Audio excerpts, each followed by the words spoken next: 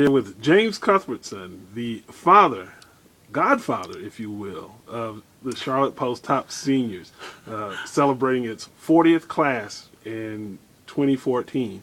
And James, from then in 1975 with the first class to today, kind of give us your reasoning, your background for starting Top Seniors in the first place and how it's grown over the years.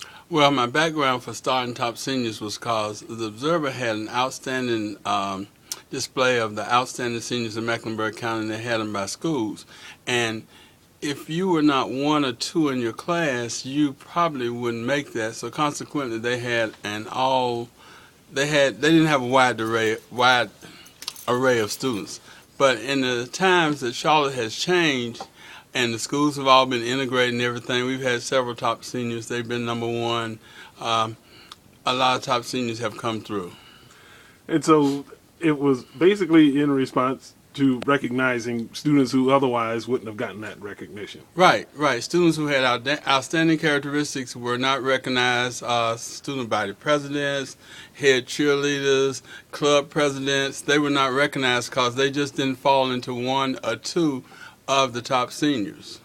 So now, this was something that it was an epiphany for you, or was this just after having conversation with people, or what? Well, I talked to Bill Johnson, who was head of the Charlotte Post back then, and I kind of exposed upon him the idea that we needed to honor the black outstanding top seniors because they were not being honored in the paper, and he agreed with that, and we went with it. Mm-hmm. So now, fast forward, then you're talking about 40 classes. I mean, a lot of water's under the bridge. A lot of these folks have gone on to productive careers and that type of thing. Reflecting upon it now, did you ever think that maybe that this concept had 40 years of shelf life on it? No, I really didn't know how long it was left. I was willing to take it year by year in honoring these outstanding students. And then we got into 20 and 25 and 40, and I'm glad that it still exists. Mm-hmm. If the format has changed somewhat, it's a lot different now. As far as the way they are presented, but the fact that they're being presented and honored is an outstanding characteristic. Mm-hmm. And we've had some outstanding top seniors.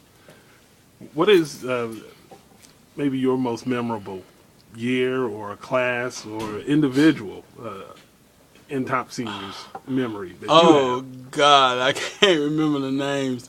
I remember, I don't remember his name, but I remember a young man that went to West Point that was an outstanding top senior. I remember Keith Chisholm because he used to play tennis with us at Hornets Nest. He was an outstanding top senior at North Mecklenburg. I remember this girl from West Charlotte that was an outstanding top senior. I don't remember the name. I remember this guy from Olympic that was number one. We had about 4 or 5 number ones in their class. Mm-hmm. Including number one at West Mecklenburg, number one at Olympic, number one at Independence, number one at, let's see, what was that other school? West Charlotte. Mm-hmm. And from all of those kids, and you're talking about hundreds of kids over 40 years, what has been the community response to it from your recollection? The community appreciated it because a lot of these kids will not be honored. These are some kids with 3 5s that are good averages, but they're not going to be honored because you have to have a 4.0 to make top seniors in the Charlotte Observer. But we honored all the kids. Our earmark was 3.0 and above. Mm-hmm. And so, give me an idea of what you would imagine top seniors would be like in the next 40 years. Or 10. I think they'll still have the average because the average is what dictates whether a kid makes top seniors or not. Averages have gone up because a lot of kids are taking the courses that you get 2 extra points for college. So instead of a C, you get an A. And a lot of these courses are accepted by colleges, so you can enter college as basically a junior or a sophomore now if you take some of these advanced placement courses in high school. I think they're getting better. Everybody says that the children are getting worse, but I think the children are getting better. I just think the ones that are getting worse are getting louder. Okay, so then the academic standards obviously is a very important part of of top seniors. And now there's even the extracurriculars, that type of thing. Talk a little bit about the well-roundedness that is necessary for inclusion in top seniors. I think a kid has to be well-rounded. I realized that in high school. You have to have the good grade point average. You have to hit your studies very hard. You have to play a sport, because I picked a sport when I was in ninth grade. I decided I was going to concentrate on tennis, and I'm still doing it to today. And you have extracurricular activities. You got interclub council, you got science club, you got honor society. You need to be a well-rounded person. Mm-hmm. And you're a Charlotte native. You know this community very well, obviously. Yeah. As a high school student, do you think back to maybe top seniors would have been a really good thing if you had been, if top seniors had been in existence when young James Cuthbertson was running around at Olympic High School?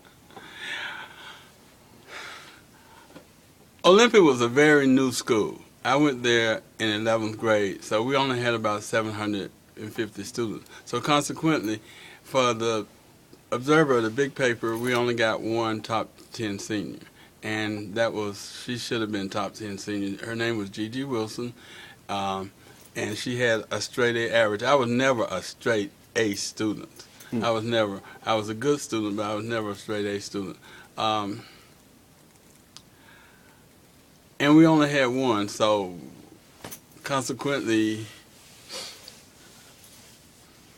well, I did well, but I didn't do quite well enough to make that number 1 or 2 or 3.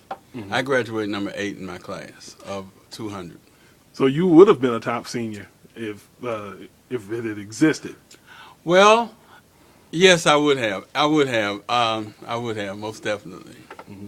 And I guess for families of kids who may not, as you said, have the grades that would have gotten them into the Observer's list, what do you think that means for them in terms of the honor that goes with being mentioned in a publication? I think what it means to them, I think they're honored, and the fact that their students have their hard work and perseverance has really survived. Because a lot of families don't have a lot of money, and some of these families do have good students. We didn't have a lot of money, but my mother always, if I wanted to buy a book, I could get the money to buy a book. It was always, if you want to buy a book, you can get the money to buy a book. And she always handled my school activities and different things that I need. If I need a protractor, I just called her and tell her I need a protractor. If I need a compass, I just called her and tell her I need a compass, and when she would bring it home on her way from work. Okay. Well, thank you very much.